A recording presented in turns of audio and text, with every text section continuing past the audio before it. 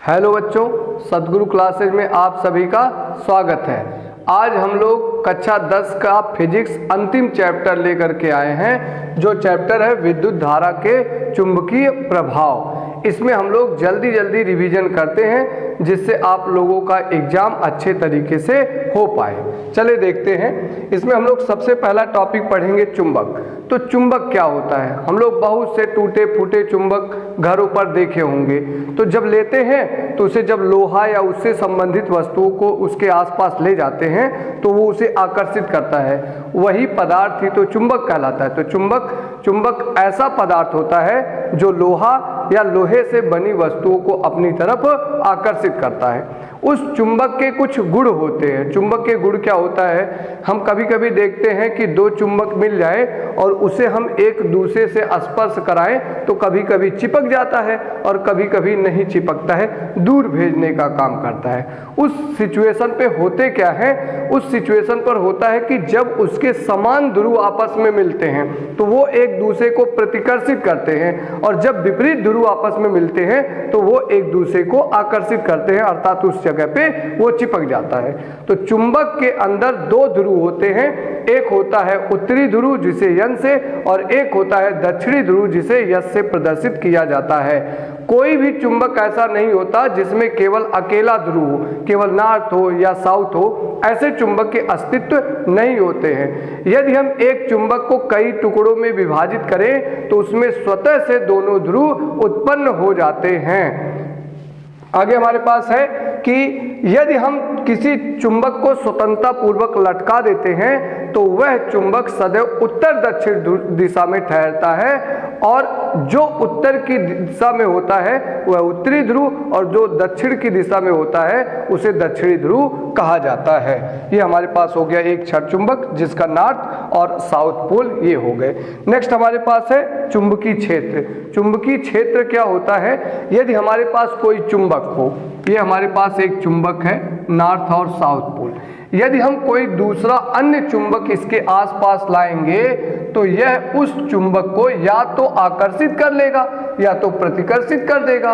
यही जितने क्षेत्र में इस चुंबक के चारों तरफ जितने क्षेत्र में दूसरे चुंबक को ला रहे हैं जिस पे वो आकर्षित या प्रतिकर्षित होने का गुण प्रदर्शित कर रहा है, वही इस चुंबक का क्षेत्र कहलाता है। तो परिभाषा होता है किसी चुंबक के चारों ओर का वह क्षेत्र जिससे किसी अन्य चुंबक को लाने पर आकर्षण या प्रतिकर्षण बल का अनुभव करता है, चुंबकीय क्षेत्र कहलाता है। चुंबकीय क्षेत्र को B से प्रदर्शित करते हैं और इसका यह एक सदिश राशि है। इसका SI मात्रक टेस्ला होता है और सीजीएस में पद्धति में इसका मात्रक गॉस होता है। एक गॉस बराबर होता है 10⁻⁴ टेस्ला। इसके और भी मात्रक होते हैं। इसका एक मात्रक होता है वेबर प्रति मीटर स्क्वायर, यह भी इसका मात्रक होता है। यदि कहीं पर परीक्षा में दिख जाए तो हम ये सभी चीजें करके आएंगे। नेक्स्ट हमारे पास है चुंबकीय क्षेत्र रेखाएं। अब इसमें ऐसा एज्यूम किया गया है, कल्पना किया गया है कि इस चुंबक के चारों तरफ बहुत सी रेखाएं उपस्थित हैं, और ये रेखाएं जो है वो काल्पनिक है। इसी चुंबक के चारों तरफ जो रेखाएं उपस्थित हैं यही चुंबक के चुंबकीय क्षेत्र का मान भी बताती हैं और चुंबकीय क्षेत्र की दिशा को भी प्रदर्शित करती हैं। इन्हीं रेखाओं को ही चुंबकीय बल रेखाएं या चुंबकीय क्षेत्र रेखाएं कहते हैं। तो परिभाषा है किसी चुंबक के चारों ओर खींची गई वे काल्पनिक रेखाएं जो चुंबकीय क्षेत्र का परिमाण व दिशा बताती हैं, चुंबकीय क्षेत्र कहलाता है। हम लोगों ने एक चुंबक लिया है और उसके लिए हम लोगों ने उसके लिए चुंबकीय क्षेत्र की बल रेखाएं खींचे हैं। कुछ चुंबकीय बल रेखाओं के गुण होते हैं। गुण क्या है? चुंबकीय क्षेत्र रेखाएं सदैव बंद वक्र का निर्माण करती हैं। देखिए ये हमारे पास बंद वक्र का निर्माण करती हैं। आगे है कि दो चुंबकीय क्षेत्र रेखाएं एक दूसरे को कभी भी प्रतिकर्षित नहीं करती, अर्थात एक चुंबकीय क्षेत्र रेखा ऐसे ये नहीं है कि किसी बिंदु पर ये एक दूसरे को काट दें, क्योंकि यदि किसी बिंदु पर ये एक दूसरे को काटती हैं तो उस बिंदु पर वैद्युत क्षेत्र की दो दिशाएं होंगी, जो कि असंभव है, क्योंकि वैद्युत क्षेत्र एक सदिश राशि है। एक बिंदु पर वैद्युत क्षेत्र की एक ही दिशा होगी। आगे हमारे पास है कि चुंबकीय क्षेत्र रेखाएं उत्तरी ध्रुव से निकलकर दक्षिणी ध्रुव में प्रवेश करती हैं। ये जो चुंबकीय बल रेखाएं हैं ये उत्तरी ध्रुव से निकल करके दक्षिणी ध्रुव में प्रवेश करती हैं तथा चुंबक के अंदर इनकी जो दिशा होती है वो साउथ से नॉर्थ की ओर होती है। ये चुंबकीय क्षेत्र रेखाएं हैं। आगे हमारे पास इनके कुछ गुण और हैं।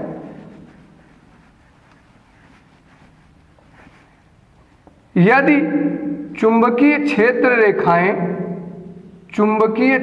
रेखाएं पास पास होती हैं, इसका मतलब होता है कि वहां पर चुंबकीय क्षेत्र प्रबल है, अर्थात वहां चुंबकीय क्षेत्र ज्यादा होता है, चुंबकीय क्षेत्र ज्यादा होता है। इसके विपरीत जहां पर चुंबकीय बल रेखाएं दूर दूर होती हैं वहां पर चुंबकीय क्षेत्र कम होता है। आप लोग स्क्रीनशॉट ले लें, आगे बढ़ते हैं।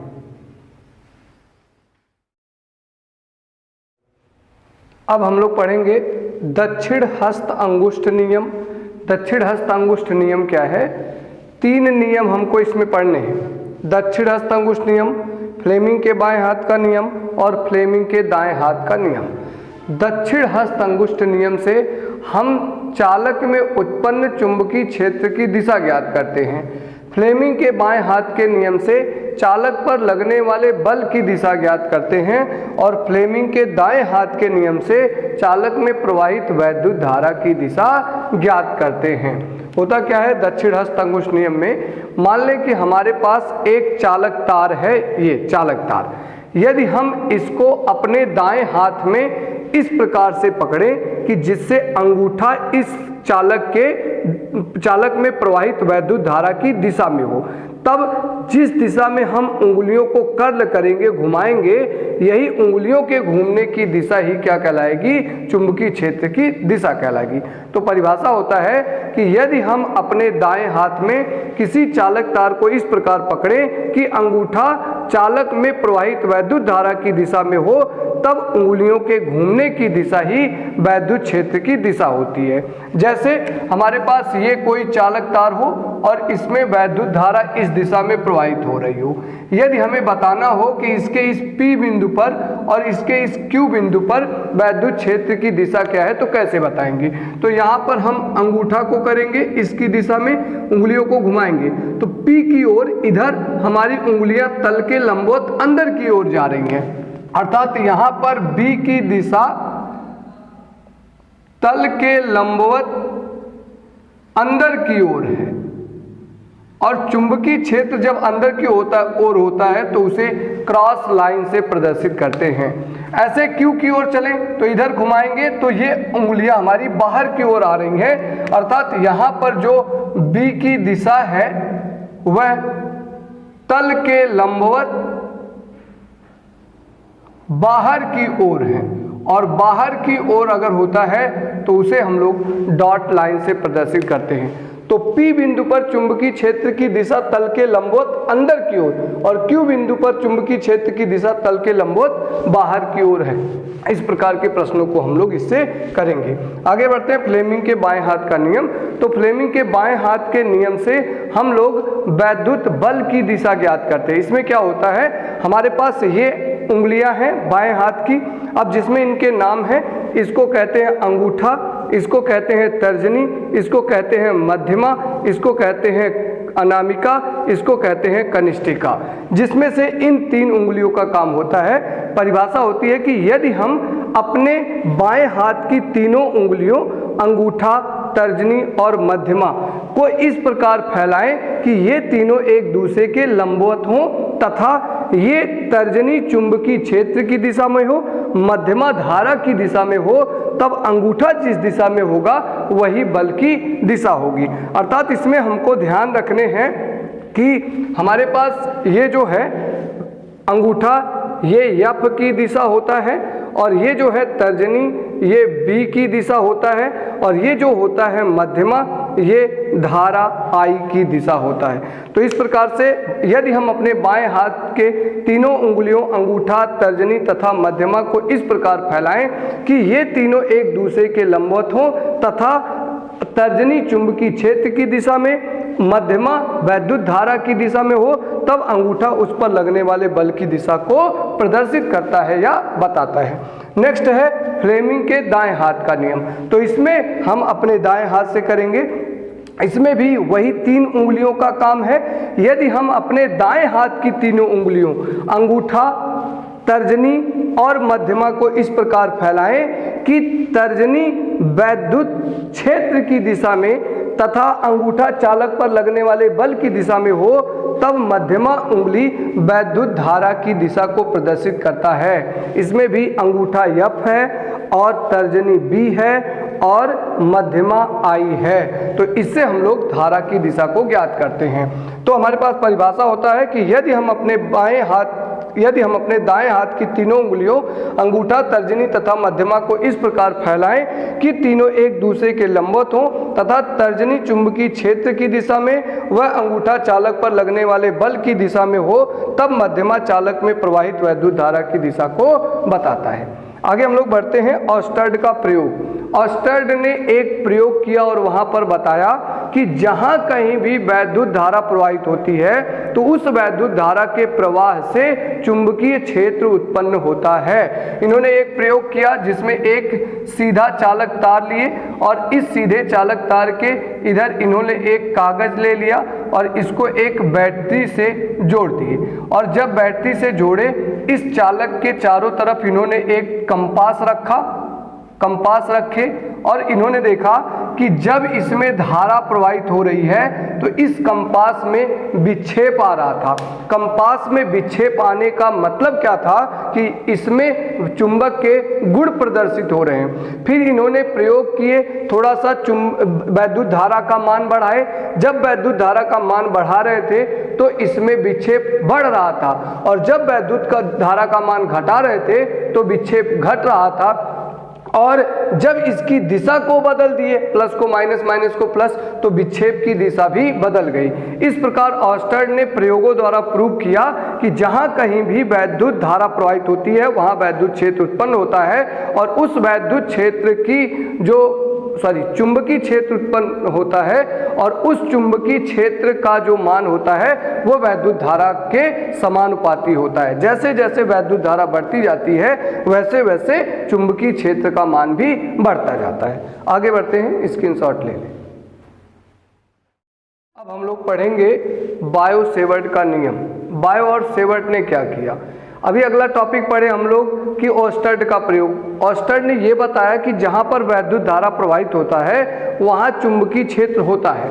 बायो और सेवर्ट ने यह बताया कि वहां पर चुंबकीय क्षेत्र का मान कितना होता है। तो इसके लिए इन्होंने एक सीधा धारावाही चालक तार दिया। धारावाही चालक तार मतलब ऐसा चालक तार जिसमें वैद्युत धारा प्रवाहित हो रही हो या हो सकती हो, उसे धारावाही चालक तार कहते हैं।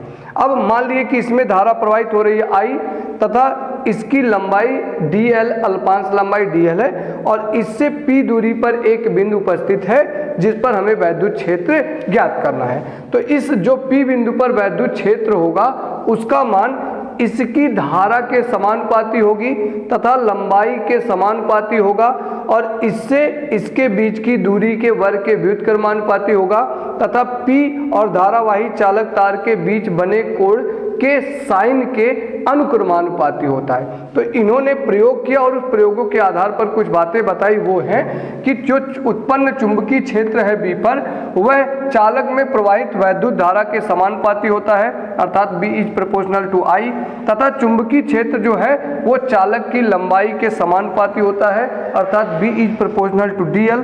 जो चुंबकीय क्षेत्र होता है वह इस बिंदु P तथा धारावाही चालक के बीच बने कोण थीटा के ज्या के समानुपाती होता है अर्थात B is proportional to sine theta तथा चुंबकीय क्षेत्र इस चालक तार से जिस बिंदु पर चुंबकीय क्षेत्र ज्ञात कर रहे हैं उसके बीच की दूरी r के वर्ग के व्युत्क्रमानुपाती होता है अर्थात B is proportional to 1/r²। इन चारों नियमों को मिला देंगे तो B is proportional to I dl sine theta और बटे r² हो जाएगा।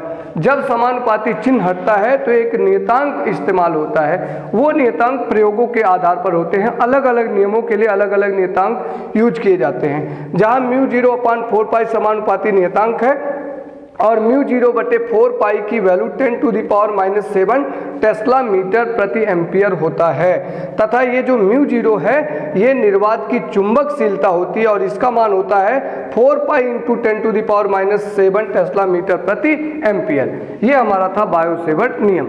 आगे हम लोग कुछ टॉपिक और पढ़ते हैं। परिनालिका। परिनालिका क्या होती है? जैसे ये हमारे पास कोई नर्म लोहे का बेलनाकार क्रोड होता, यदि हम इस पे तांबे के तार की बहुत से फेरों वाली कुंडली लपेट देते तो जो प्राप्त होता है इसी को परिनालिका कहते हैं। परिनालिका का काम होता है अस्थायी चुंबक, जिसका मान जो चुंबक होते हैं उसकी अपेक्षा बहुत ज़्यादा होता है। तो परिनालिका क्या होती है? पास पास लिपटे अनेक फेरों वाली विद्युत रोधी तांबे के तार की बेलनाकार कुंडली को परिनालिका कहते हैं। ये हम लोगों ने एक बेलनाकार तार लिया है और जिस पर तांबे के तार की अनेक फेरों की कुंडली लपेट दिए हैं, यही परिनालिका कहलाती है। परिनालिका एक छड़ चुंबक के भांति व्यवहार करती है, अर्थात परिनालिका के अंदर भी दो ध्रुव हो जाते हैं, नॉर्थ और साउथ, जिसमें वैद्युत क्षेत्र की जो दिशा होती है वो नॉर्थ से साउथ की ओर होती है। ये हमारे पास टॉपिक है, स्क्रीनशॉट ले लें, आगे बढ़ते हैं। अब हम लोग पढ़ेंगे चुंबकीय फ्लक्स। चुंबकीय फ्लक्स क्या होता है? हमारे पास कोई एक लूप हो, बंद क्षेत्रफल हो, यदि हमारे पास बंद क्षेत्रफल इस प्रकार से हम लोगों ने रखे हैं, उससे होकर के जितना लंबवत चुंबकीय बल रेखाएं होकर के गुजरती हैं, उन्हीं चुंबकीय बल रेखाओं की संख्या को ही चुंबकीय फ्लक्स कहा जाता है। चुंबकीय फ्लक्स को फाई से प्रदर्शित करते हैं और यह एक अदिश राशि होती है। चुंबकीय फ्लक्स फाई बराबर होता है BA cos थीटा। अगर हम इसको सदिश रूप में लिखते हैं तो फाई बराबर होता है B.A।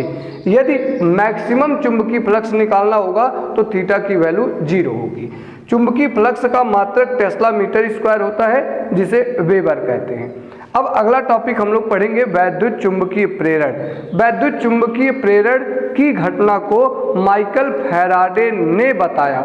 माइकल फैराडे ने यह बताया कि यदि हमारे पास कोई लूप हो और यदि हम इसके पास कोई चुंबक को गति कराएं, जब चुंबक स्थिर था तब इस चुंबक के कारण से इस लूप में कोई धारा प्रवाहित नहीं हो रही थी, परंतु जब जब चुंबक गतिशील था, या तो इसकी तरफ या तो उसके विपरीत, तब तब इस कुंडली में धारा प्रवाहित हो रही थी। ये इसलिए हो रहा था क्योंकि जब चुंबक गति कर रहा था तो इसके अंदर होकर के गुजरने वाले चुंबकीय फ्लक्स की संख्या में परिवर्तन हो रहा था। इस चुंबकीय फ्लक्स में परिवर्तन की संख्या के कारण से इसमें धारा प्रवाहित हो रही थी, और जब धारा प्रवाहित हो रही है अर्थात इसमें कोई ना कोई वोल्टेज उत्पन्न हो रहा है और उस वोल्टेज को विद्युत वाहक बल कहते हैं। यही चुंबक के गति करने के कारण से फ्लक्स परिवर्तन होने के कारण जो कुंडली में विद्युत वाहक बल उत्पन्न होने की घटना है तथा उससे धारा प्रेरित होने की घटना है, उसी को वैद्युत चुंबकीय प्रेरण कहते हैं। परिभाषा है, जब किसी कुंडली तथा चुंबक के बीच सापेक्ष गति होता है तब कुंडली में फ्लक्स परिवर्तन के कारण कुंडली में विद्युत वाहक बल प्रेरित होता है, जिसके कारण कुंडली में एक धारा प्रेरित हो जाती है जिसे प्रेरित धारा कहते हैं। इस परिघटना को वैद्युत चुंबकीय प्रेरण कहते हैं। वैद्युत चुंबकीय प्रेरण से संबंधित फैराडे ने 2 नियम दिए थे, उन नियम को हम लोग देखते हैं। अब हम लोग पढ़ेंगे कि वैद्युत चुंबकीय प्रेरण का पहला नियम और दूसरा नियम। तो वैद्युत चुंबकीय प्रेरण का फैराडे का जो पहला नियम है वो ये बताता है कि किस कारण से वैद्युत वाहक बल उत्पन्न हुआ है। तो किस कारण से उत्पन्न हुआ है? फ्लक्स में परिवर्तन के कारण से। तो वैद्युत चुंबकीय प्रेरण का फैराडे का प्रथम नियम कुंडली में विद्युत वाहक उत्पन्न होने का कारण बताता है। इसके अनुसार जब किसी कुंडली में चुंबकीय फ्लक्स में परिवर्तन होता है अर्थात कुंडली और चुंबक में सापेक्ष गति होती है, तब कुंडली में विद्युत वाहक बल उत्पन्न होता है। आगे फैराडे का द्वितीय नियम क्या बताता है? फैराडे का द्वितीय नियम जो उत्पन्न वैद्युत वाहक बल है उसका मान बताता है। तो उसका मान कितना होगा? उसका मान होगा फ्लक्स परिवर्तन की दर के ऋणात्मक मान के बराबर। यही है कि इस नियम के अनुसार किसी कुंडली में उत्पन्न विद्युत वाहक बल E फ्लक्स परिवर्तन की दर के ऋणात्मक मान के बराबर होता है। फ्लक्स परिवर्तन अर्थात डी फाई, दर अर्थात बटे डी टी माइनस के बराबर होगा, तो ई बराबर माइनस डी फाई बटे डी टी। यह ऋणात्मक चिन्ह लेंज के नियम के आधार पर आता है। लेंज के नियम के आधार पर आने का मतलब जो उत्पन्न कुंडली में फ्लक्स है, यानी कि जो उसमें फ्लक्स के कारण से विद्युत वाहक बल या धारा प्रवाहित हो रही है, वह ये चाहती है कि मेरे अंदर धारा प्रवाहित ना होने पाए, या मेरे अंदर धारा प्रवाहित हो रही है तो वो घटने ना पाए, यही बताता है कि विरोध करता है। तो लेंज का नियम बताता है कि किसी कुंडली में उत्पन्न वैद्युत धारा की दिशा सदैव ऐसी होती है जिससे वह सदैव उसी कारण का विरोध करती है जिससे वह स्वयं उत्पन्न होती है। तो इस नियम के अनुसार किसी कुंडली में प्रवाहित वैद्युत धारा की दिशा सदैव ऐसी होती है कि वह उसी कारण का विरोध करती है जिससे वह स्वयं उत्पन्न होती है। यह नियम मान लो ऐसे है कि बेटा बाप का विरोध कर रहा है, जैसे बेटा है बाप से ही उत्पन्न हुआ है और बाप का ही विरोध कर रहा है, ऐसे ही जो उसमें धारा या विद्युत वाहक बल उत्पन्न होता है वह जिसके कारण उत्पन्न होता है उसी का विरोध करता है। आगे बढ़ते हैं। अब अगला टॉपिक हम लोग इम्पॉर्टेंट टॉपिक है वैद्युत मोटर। सबसे पहले सिद्धांत समझते हैं। हम लोग मोटर देखे होंगे कि क्या होता है क्या नहीं होते। तो मोटर कब चलता है? जब हम उसे बिजली देते हैं तब। बिजली देते हैं का मतलब वो वैद्युत ऊर्जा को ग्रहण करता है और मोटर चलता है तो कुछ आवाज़ होती है। आवाज़ होने का मतलब वह यंत्र के रूप में परिवर्तित हो रही है। तो वैद्युत मोटर घूर्णन गति पर आधारित एक ऐसी युक्ति होती है जो वैद्युत ऊर्जा को यांत्रिक ऊर्जा में रूपांतरित करती है। इसके उपयोग क्या क्या है? इसका उपयोग MP3 प्लेयर में, कंप्यूटर में, वॉशिंग मशीन इत्यादि में किया जाता है। हम लोग चलते हैं रचना, उसके बाद से क्रियाविधि। इसको बनाते कैसे हैं? दो शक्तिशाली अस्थाई चुंबक लेते हैं, एक नॉर्थ और एक साउथ, दो विपरीत पोल इधर उधर करके रख देते हैं, जिससे इसके बीच में चुंबकीय क्षेत्र उत्पन्न हो जाता है जिसकी दिशा नॉर्थ से साउथ की ओर होती है। इसके बीच में एक आयताकार कुंडली रख देते हैं, वो आयताकार कुंडली ABCD है। इस AB सिरे से एक विभक्त वलय, अर्ध विभक्त वलय P तथा एक अर्ध विभक्त वलय Q जोड़ देते हैं। इस विभक्त वलय पर एक कार्बन बुश X और इस विभक्त वलय Q पर एक कार्बन बुश Y लगा होता है। यहाँ पर जो बुश है वो कार्बन का ही इस्तेमाल क्यों किया जाता है, इसको सोचिएगा आप लोग। क्योंकि जो कार्बन का बुश इस्तेमाल इसलिए किया जाता है क्योंकि कार्बन के बाह्यतम कोश में 4 इलेक्ट्रॉन होते हैं और जिस भी तत्व के बाह्यतम कोश में 4 इलेक्ट्रॉन होते हैं उनके गलनांक ज़्यादा होते हैं, इस वजह से इस्तेमाल किया जाता है। कार्बन का परमाणु क्रमांक 6 है, 2,4, बाह्यतम कोश में 4 इलेक्ट्रॉन होने के कारण से कार्बन बुश इस्तेमाल किया जाता है। आगे बढ़ते हैं। उसके बाद से इस P को धनात्मक सिरे से बैटरी के और Q को ऋणात्मक सिरे से बैटरी से जोड़ देते हैं। ये हमारा हो जाता है इसका रचना बनावट। इसे हम लैंग्वेज में इस रूप में लिख लेंगे। आगे हम लोग बढ़ते हैं क्रियाविधि कि ये कार्य कैसे करता है। क्रियाविधि, तो क्रियाविधि में सबसे पहले जब यहाँ कुंजी ऑन की जाती है तब यहाँ से वैद्युत धारा चलते हुए कार्बन बुश X से विभक्त वलय P से होते हुए A से B सिरे में जाता है। तो प्रथम आधे चक्कर के दौरान जो AB है, तार AB, इसमें धारा A से B की ओर प्रवाहित होती है तथा यहाँ से वैद्युत धारा जाते हुए B से C और C से D, पुनः D से Q और Q से होते हुए बैटरी के दूसरे टर्मिनल पर पहुँचता है और दूसरे CD सिरे पर वैद्युत धारा C से D की ओर प्रवाहित होता है। C से D की ओर प्रवाहित होता। अब यहाँ पर हो क्या रहा है? अब हम यहाँ पर लगाएंगे कि इस AB सिरे पर वैद्युत बल की दिशा क्या है और CD सिरे पर वैद्युत बल की दिशा क्या है। तो वैद्युत बल की दिशा निकालने के लिए हम लोग पढ़ चुके हैं फ्लेमिंग के बाएं हाथ का नियम। तो फ्लेमिंग के बाएं हाथ का नियम क्या था? यदि हम अपने बाएं हाथ की तीनों उंगलियों, जिसमें तर्जनी को चुंबकीय क्षेत्र की दिशा में रखेंगे और मध्यमा को धारा की दिशा में, तो धारा यहाँ पर किधर बह रही है? A से B की ओर धारा की दिशा में। अंगूठा किधर जा रहा है? अंदर की ओर, अर्थात पहले आधे चक्कर में जो AB सिरे पर लगने वाला बल है वो तल के लंबवत अंदर की ओर लग रहा है, तथा इस CD सिरे में, तो CD सिरे में धारा नीचे की ओर बह रही है, मध्यमा को नीचे, ये चुंबकीय क्षेत्र, इसमें क्या है ऊपर की ओर, बाहर की ओर। इस प्रकार से ये कुंडली, इस पर अंदर की ओर बल लगेगा, इस पर बाहर की ओर बल लगेगा और ये अपना आधा चक्कर पूरा करेगा। तो पहले आधे चक्कर में AB में बल तल के लंबवत अंदर की ओर तथा CD सिरे में बल तल के लंबवत बाहर की ओर लगता है, बाहर की ओर लगता है। इस प्रकार से ये कुंडली अपना आधा चक्कर पूरा करता है। जब ये आधा चक्कर पूर्ण करता है तो ये CD वाला सिरा यहाँ पहुँच जाता है, तो ये हो गया C और ये हो गया D, और ये जो AB सिरा है उधर चला जाता है B, और ये हो गया ये। अगले आधे चक्कर में जो हमारे पास तार है CD इसमें, तथा जो हमारे पास तार है AB इसमें धारा किधर प्रवाहित होगी। अगले आधे चक्कर में ये इधर आ गए। अब CD तार में धारा D से C की तरफ, पहले C से D की तरफ था, अब धारा की दिशा बदल गई।